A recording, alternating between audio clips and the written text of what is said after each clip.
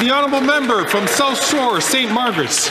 There is so much Liberal corruption that they're covering up their cover-up of the $400 million corruption of the Liberal Green Slush Fund. The Speaker ruled that the NDP Liberals violated a House order to turn the Green Slush Fund documents over to the RCMP for investigation.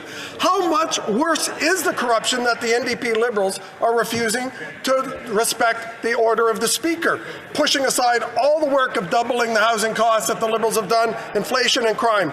We can get back to the business at this House if the NDP Liberals just end the cover-up and turn the documents over to the RCMP. Why won't they? The Honourable Leader of the Government in the House of Commons.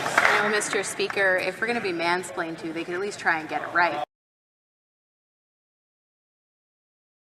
I think it's incumbent upon all of us as parliamentarians to remember that we're here to represent Canadians, and Canadians expect better of us. But the fact of the matter is that you ruled very clearly that this matter should go to the House committee. If the members opposite would like to read your full ruling, they can go do that, or I can table it in the House for them to read. But I would encourage them to not just cherry pick parts of your ruling, but to actually follow it as opposed to what they're doing. We're happy for this matter to move on, for it to go to committee, for it to be studied. It's only the Conservatives that are holding this place up. Thank you, Mr. Speaker.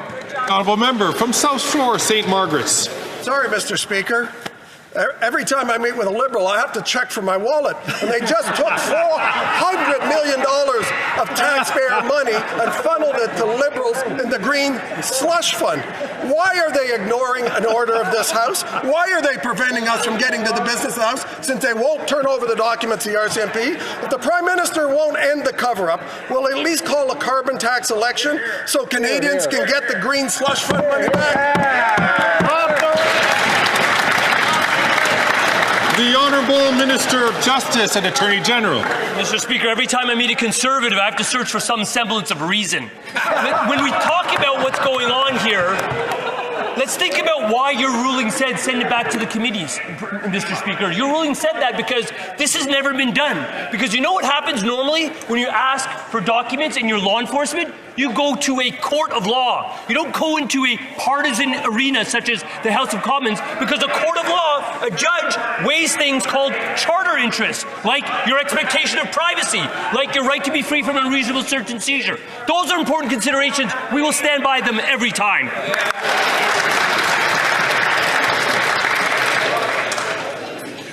The honourable member from Brantford Brant.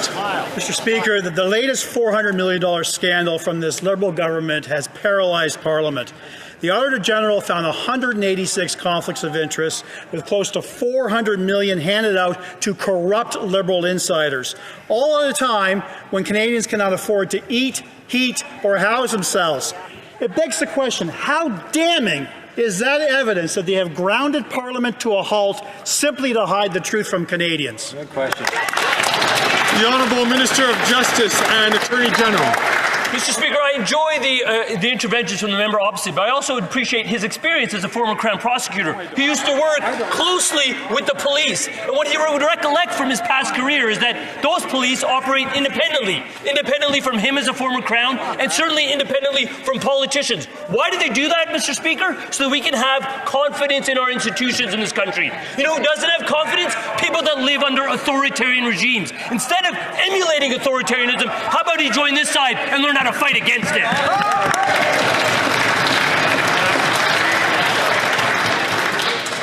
Colleagues, please.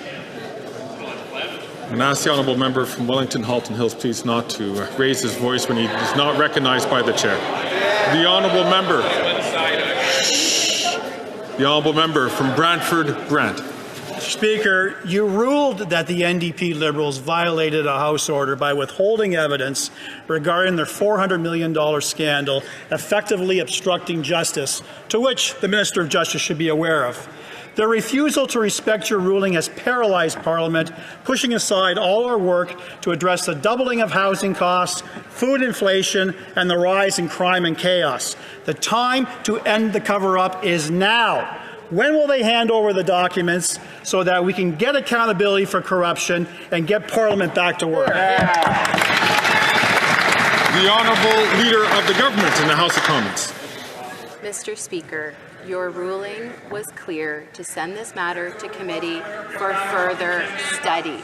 The Conservatives don't like that because they'll hear from experts like the former law clerk who says, in my humble opinion, it is an abuse of the powers for this House to use its power to demand and get documents from the government in order to transfer them to a third party that wouldn't otherwise receive them, or to compel the government to give documents to a third party. Mr. Speaker, expert after expert will tell them this is wrong. We are here to stand up for the rights of Canadians every single day. Thank you, Mr. Speaker.